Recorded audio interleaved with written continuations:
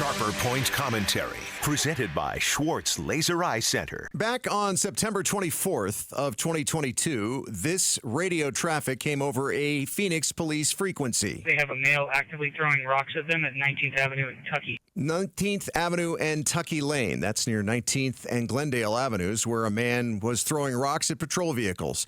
That incident would end with that rock-throwing man, 34-year-old Ali Osman, being shot to death. 998, shots fired, subjects down. By Phoenix officer Jesse Johnson. A fatal shooting that Johnson has now been fired for by the Phoenix Police Department after interim Phoenix Police Chief Michael Sullivan determined that Officer Johnson was, quote, out of policy during the shooting. In the dark on September 24th of 2022, officers, including Johnson, pulled over their cars after they were struck by rocks that they say they witnessed Osman throwing.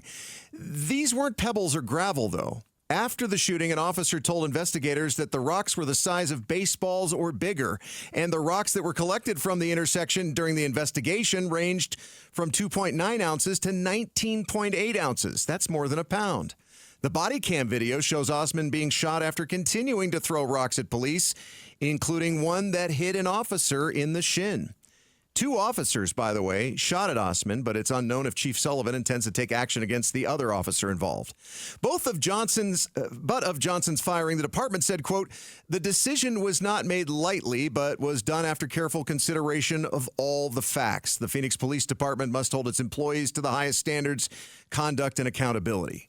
But the Phoenix Law Enforcement Association, the union for rank-and-file officers, said that Sullivan's decision to fire Officer Johnson was unfair. First and foremost, any loss of life to a community member during a police contact is tragic, said Plea's statement.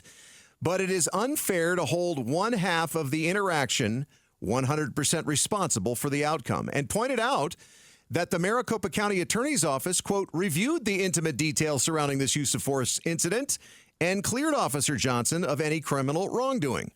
But County Attorney Rachel Mitchell told our TV partners at ABC 15 the administrative investigation by the Phoenix Police Department was concerning whether the officer violated department policy. The criminal case reviewed by my office involves whether we could prove beyond a reasonable doubt that a crime was committed.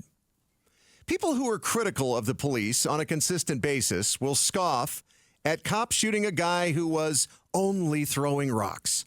But having baseball-sized rocks thrown at you is a situation that can cause your death. And that's the standard for officers to use deadly force, right?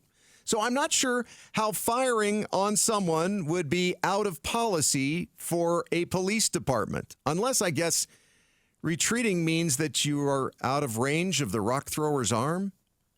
So I'll just say I'm glad that Officer Jesse Johnson has the right to appeal the decision to the Civil Service Board. And I'm glad that I'm not an officer of the law having to make life and death split-second decisions.